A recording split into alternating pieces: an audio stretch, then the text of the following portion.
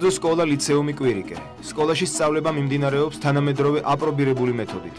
ეროვნული სასწავლო გეგმით გათვალისწინებული საგნების გარდა მოსწავლეები დამატებით სწავლობენ ორუცხო ენას, ინგლისურს და რუსულს, საინფორმაციო ტექნოლოგიებს, მხატვრულ შემოქმედებას, ქართულ ცეკვას, ხალხურ სიმღერებსა და საგალობლებს, ჭადრაკს, მეტყველებას. პირველიდან მეექვსე კლასის ჩათვლით მოსწავლეები უზრუნველყოფილნი არიან ორჯერადი კვებით. სასწავლო პროცესის დასრულების შემდეგ მოსწავლეები პედაგოგის მეთვალყურეობით ამზადებენ დავალებებს. მისამართი: ალექსანდრე ყაზბეგის 47. დამატებითი ინფორმაციისთვის დარეკეთ ნომერზე 551 63 30 00. სკოლა ლიცეუმი კვირიკე. მომავლის საქართველოსთვის. გამარჯობათ, ეთერშია მუსიკალური გადაცემა სტუმრა თათულისთან. მე კი მისი წამყვანი თათული ქუცნაშვილი ვარ. დღეს სტუმრა თათულისთან არიან თბილისის სახელმწიფო კონსერვატორიასთან არსებული სამუსიკო სემინარიის მოსწავლეები. ანასტასია მინაშვილი, სოფო ბურდული, ქეთი ბურდული და რუსკა ტყეშელაშვილი. ძალიან დიდი მადლობა ბავშვებო, რომ მოახერხეთ და მოხვედით ჩვენთან სტუდიაში. მოდით ჩვენს მაყურებელს გავაცნოთ, თუ რა ინსტრუმენტზე უკრავთ და რამდენი წელია უკვე რაც სწავლობთ. მე არფაზე ვუკრავ, ძალიან მომწონს ჩემი ინსტრუმენტი და მე მეხუთე კლასში ვარ მუსიკაზე. თქვენ? მე ვუკრავ ფლეიტაზე და უკვე მეორე წელია, რაც სწავლობ. ძალიან კარგი ინსტრუმენტია. ჩასაბერი, ხო? მე ფორტეპიანოზე ვუკრავ, ძალიან მომწონს ეს ინსტრუმენტი. მე ფორტეპიანოზე ვუკრავ, უკვე მეოთხე წელია და ძალიან მომწონს. ძალიან სასიამოვნო. თუ შეგიძლია რომ დაგვიკრა და დაუკრა ჩვენს მაყურებელს.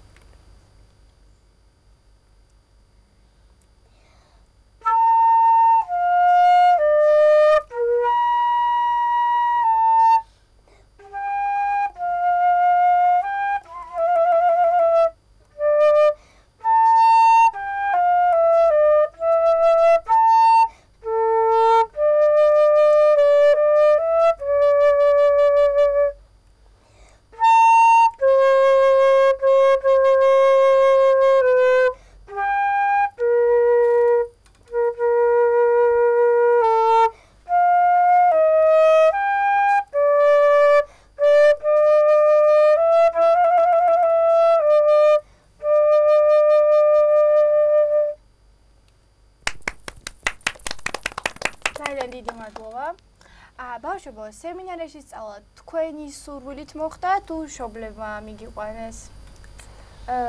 მე დედაჩემმა მიმიყვანა მუსიკაზე, შემდეგ მეც ძალიან მომეწონა. მანამდე ჩემი და სწავლობდა და ჩემი ძმაც. და თანდათან შევეჩვიე მღერას, ძალიან ლამაზი ინსტრუმენტია. ესე იგი მე თავიდან დედამ მიმიყვანა, მაგრამ შემდეგ რომ ნახე ეს ძალიან ლამაზი და განსხვავებული ხმის მქონე სიმებიანი ინსტრუმენტია არფა, ძალიან მომეწონა და იშვიათობა არის რომ ვინმე უკრავდეს არფაზე. კი, აი ჩვენ სკოლაში მხოლოდ 3 ადამიანი სწავლობს და ესეც უკვე ბოლო კლასელები არიან და მარტო მე დარჩები. და ძალიან მომწონს ჩემი ინსტრუმენტი, ძალიან განსხვავებულია და ძალიან მომეწონა თავიდან რომ ნახე. მე ჩემო მშობელმა გამაგებინა ამ სკოლაზე და დავინტერესდი მეც. ნახე დავათვალე რა ჩვეულებრივი გარემოა და ინსტრუმენტიც ძალიან მომეწონა. მე კიდე თავიდან ჩემს მშობელმა რომ მიმიყვანა არ მინდოდა. მაგრამ პირველ დღეს როცა მივედი ძალიან მომეწონა მასწავლებლები, მეგობრები და მომინდა ამ სკოლაში სწავლა. თქვენ დები ხართ, ერთად მოხდა თქვენი მისვლა? კი. კარგი, თუ შეგიძლიათ გაიხსენოთ თქვენი ცხოვრებიდან რაიმე დასამახსოვრებელი დღე. და ანუ ერთი მშვენიერი დღე, რომელიც თქვენთვის ესე ვთქვათ დაუვიწყარი არის. მე ერთხელ მქონდა ერთი დღე, როდესაც პირველად მივედი, მეგობრები ჩემთან მოვიდნენ. ძალიან დავინტერესდით ერთმანეთში, გავიცანით, მკითხეს რა ინსტრუმენტზე ვუკრავ და ძალიან მომეწონა მეგობრების საუკეთესო დღე იყო. აი, ჩვენ საერთოდ გვაქვს ხოლმე, ყოველთვის ჩემი საუკეთესო დღე ის არის, როცა ჩვენ გვაქვს ესეთი ეგრეთ წოდებული ესეთი სიურპრიზი, რომელსაც ვუკეთებთ ხოლმე ჩვენს კლასელებს, როცა დაბადების დღეები აქვს სწავლის დღეში, სწავლის დღეებში და ძალიან გვიყვარს ჩვენი კლასელები და ჩვენ ამას სასადილოში აღვნიშნავთ ხოლმე. ჩემი ერთადერთი კარგი დღე ის არის, რომ როდესაც ჩემი დაბადების დღე იყო, მე გავაღე კარი და მეგობრებმა სიურპრიზი მომიწყეს და ძალიან გამიხარდა. ეს ჩემი დავიწყარი დღე იყო. და როგორი სიურპრიზი მოგიწყეს მეგობრებმა? მე და ჩემი და სქონდა დაბადების დღე და ბუშტები იყიდეს, რაღაცაჭველი და აყარეს ბუშტები და სიურპრიზი გაგვიკეთეს. თქვენ ტყუპები ხართ? კი. ძალიან სუსი. ჩემი ყველაზე დავიწყარი დღე იყო, როდესაც სულ პირველად მივედი ამ სკოლაში. გავიცანი ძალიან ბევრი ბავშვი და მასწავლებლებიც.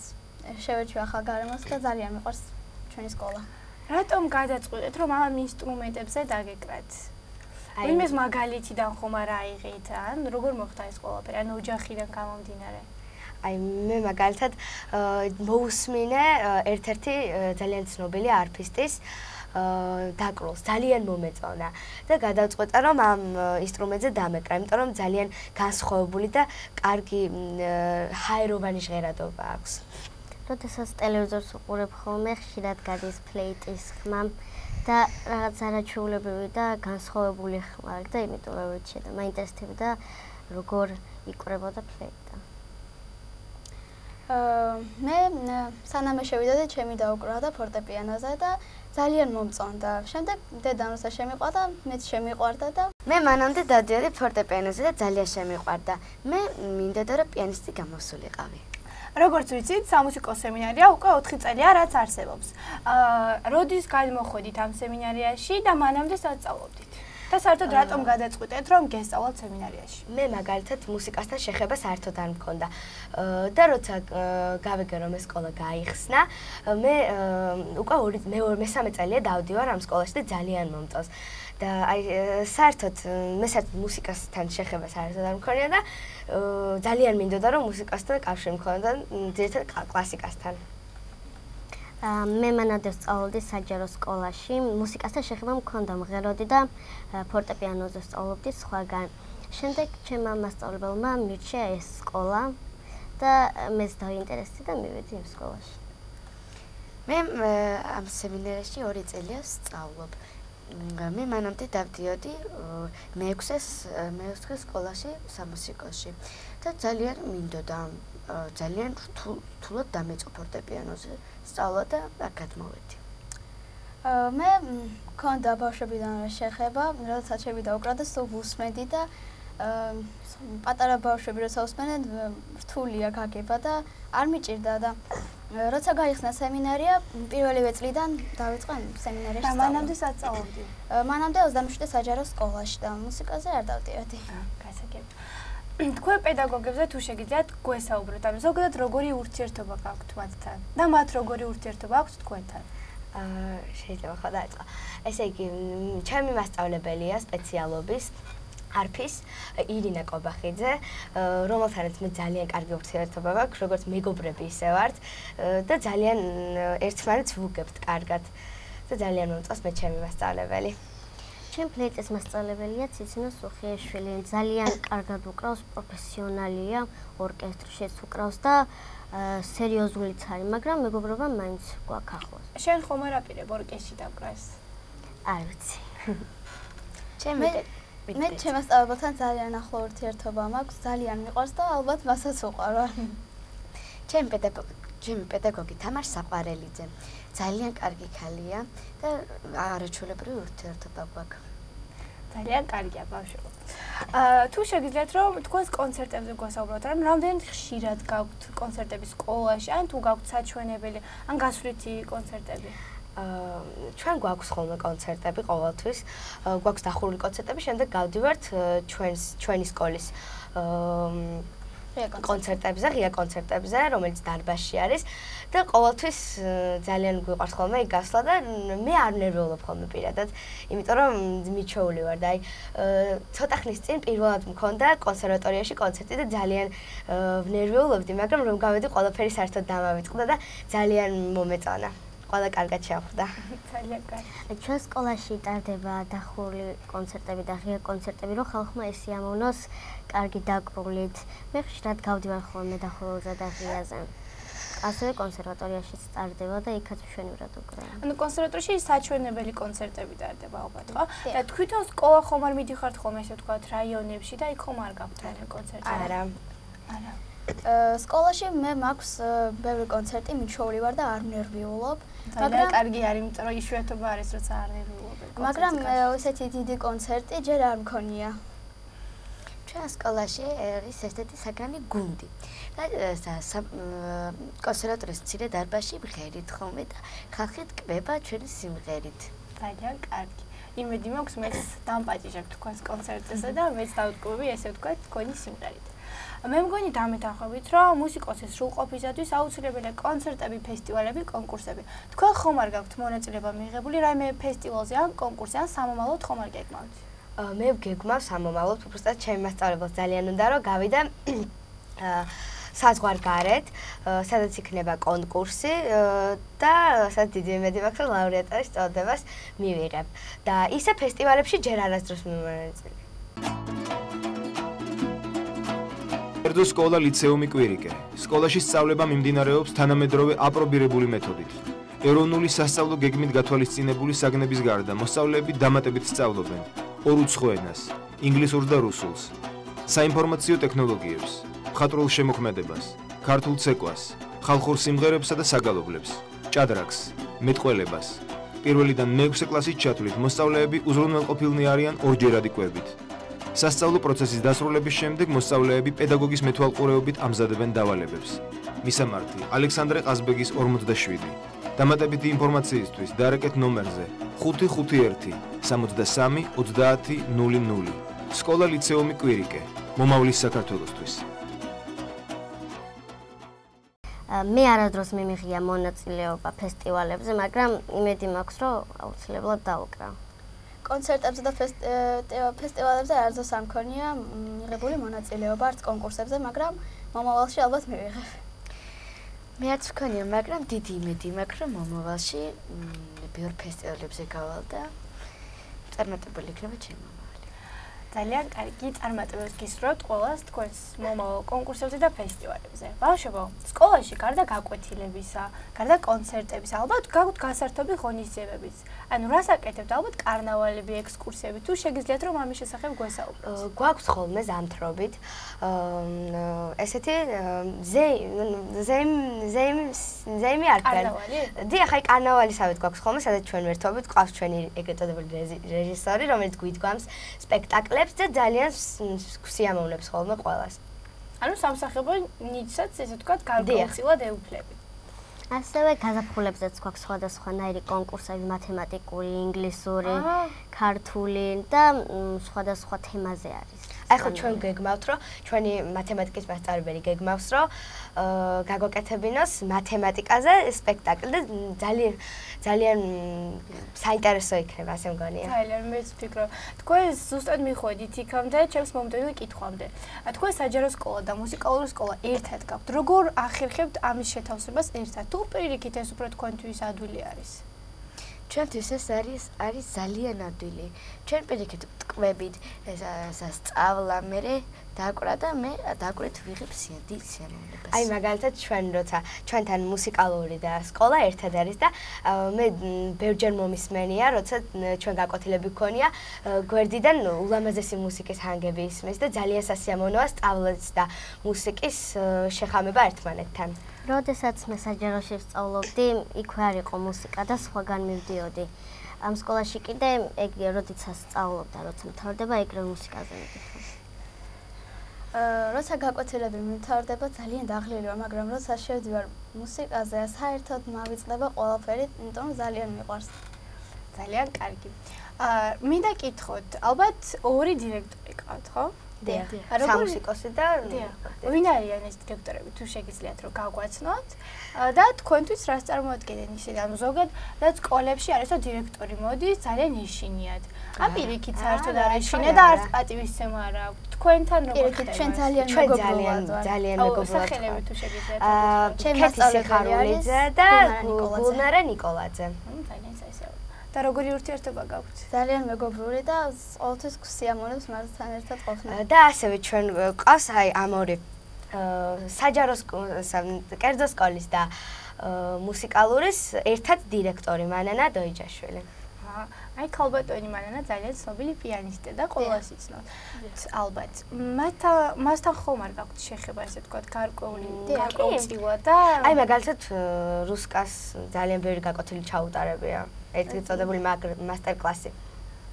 და რა შტაბეჭდილება დაგჭა? ხომ შეგიძლია გოსაუბროთ? ძალიან სასიამოვნო იყო და ძალიან კარგად უკრავს ფორტეპიანოზე.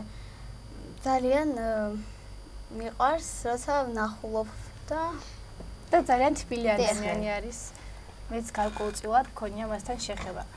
მე მგონი დამეთანხმებით, რომ ყველას ყავს თავის საყვარელი მუსიკოსი. თქვენთვის ვინ არის, ესე თქვა, თქვენთვის ან მისაბაძი, ან ძალიან ახლობელი შემსრულებელი, თქვენი ინსტრუმენტებიდან გამომდინარე. რა ვიცი, აბა არფისტი ბევრი არ არის და ცნობილი, ანუ არ არის, მაგრამ მე ჩემი საყვარელი ესე თავი დამოვჭათ რა ეს ვერ მიმასქენ და გეხოთ იტყვი ჩვენ თავი. ჩემი ერთ-ერთი ძალიან ახლობელი გოგო არის პიანისტი, რომელიც ჩვენ სკოლაში სწავლობს მუსიკას, არის ირმა გიგანი. მთელი სკოლა იცნობს მაგას და მთელ სკოლას უყვარს ირმა გიგანი. თქვენთვის? ჩვენთვის მანანა დოიჯაშვილი ძალიან მისაბაძი არის. კიდევ ცხოველი პიანისტები, ვისთვისაც მომისმენია. მაინც რომელი? ხო, შეგვიძლია გითხრა. მაგალითად რიხტერი. რა თქმა უნდა. ჩემთვის პიანისტი არ მყავს გამორჩეული, ჩემთვის ყველა ერთია და ჩემი აზრით ყველა უმაღლესი კლასია. ყველა მაინც რომელ ყველას გულისხმობ? მაინც ჩემთვის მაინც მისაბაძი არის ჩემი მასწავლებელი. გარდა მუსიკისა, რაიმე ჰობი ხომ არ გაქვთ, რომლითაც თავისუფალ დროს ირთობთ თავს? აი მე მაგალითად ძალიან მიყვარს ხატვა, მაგრამ ყველაზე მეტად სიმღერა მიყვარს. მე მინდა მომღერალი გამოვიდე და მუსიკასთანაც შეხება მქონდეს. ასევე ძალიან მიყვარს სცენა. ანუ მომღერლობას აპირებ? დიახ. გასაგებია. მე როდესაც თავისუფალი დრო მაქვს, როდესაც ყველაფერი დამეცადინები მაქვს, ანუ ხატავ, ან მღერი. ზოგჯერ ორივე ერთადაც. და უკვე სამომავლოდ პროფესია გადაწყვეტილი და განუგინდა ეს პლეილისტი გავაღვიდე თუ შენც? არ ვიცი, აბა რომელიც ან სიმღერა ან პლეილისტი. მე დავდივარ სამხატვრო სასწავლებელში და მე მაინც ვფიქრობ, მაინც მუსიკა მიჩვენია. და როდესაც თავისუფალი დრო მაქვს, ხატავ და მომთერ. ანუ მაინც შენ მუსიკის გამიდაბირებს წასვლას. შენ? მე მინდა პიანისტი გავხდე, თავისუფალ დროს სულ ხატავ, ხანდახან ვკითხულობ კიდეც, ხანდახან კომპიუტერთან თამაშობ. ესე თქვა ხელოვანი ბავშვები ხართ. ბავშვები, ალბათ როგორც ყველა ბავშვი თქვენც ოცნებობთ, ხო? ძირითადად რაზე ოცნებობთ?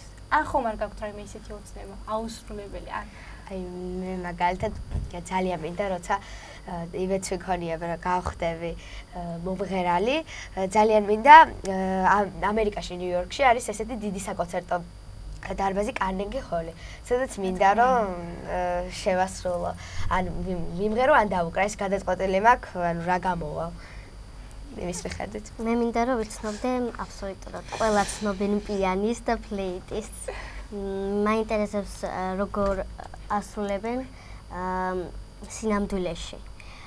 მინდა რომ ორიგინალურად მოусმინო. ორიგინალურად? ის აპირმოუსმინო, ყურით მოусმინო. ყურით. კაი, ეგარი ვეჭრება. თქვენ? ჩემი ოცნება არის პიანისტობა და ჯერ სხვა ოცნება არ მქონია. ანუ რამე ბავშვური ოცნება არ გაქვს? არა. მეც ასევე არ მაქვს და ჯერჯერობით ვფიქრობ ვიცინით. მე მინდა რომ შეყვარებულმა შემიყვაროს. კაი, ხო არ შეიძლება. მორჩა. ეხა ბოლო კითხვა და მე სიმღერა. არა, ბოლო კითხვა ის არ გამოვა. სამომავლოდ რა გეგმები გაქვთ, ანუ როგორც ესე ვთქვათ, სემინარიას, ხომ არის თქვენ სამომავლოდ სემინარიას რა გეგმები აქვს და თქვენ ცალ-ცალკე?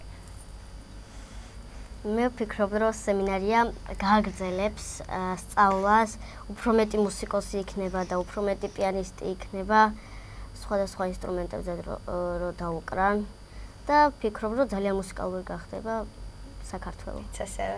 ძალიან დიდი მადლობა. სამწუხაროდ ჩვენი გადაცემა დასასრულს მივახოდა. თქვენ უყურებდით მუსიკალურ გადაცემას სტუმრად თათულის და ჩემი გადაცემის სტუმრები კი იყვნენ თბილისის სახელმწიფო კონსერვატორიასთან არსებული სამუსიკო სემინარიის არაჩვეულებრივი ბავშვები. ძალიან დიდი მადლობა ბავშვებო რომ მოხვედით ჩვენთან სტუდიაში. ძალიან ვისიამოვნებთ თქვენთან საუბრით და ძალიან ბევრი რამ ვისწავლეთ თქვენგან. ეხლა კი ბოლოს შემოგთავაზებთ მათ სიმღერას, მათ გარდა დაკვრის ასევე ძალიან კარგად შეუძლიათ სიმღერა, ასე რომ ვისიამოვნებთ. მე კი მომავალ შეხვედრამდე გევშვიდობებით.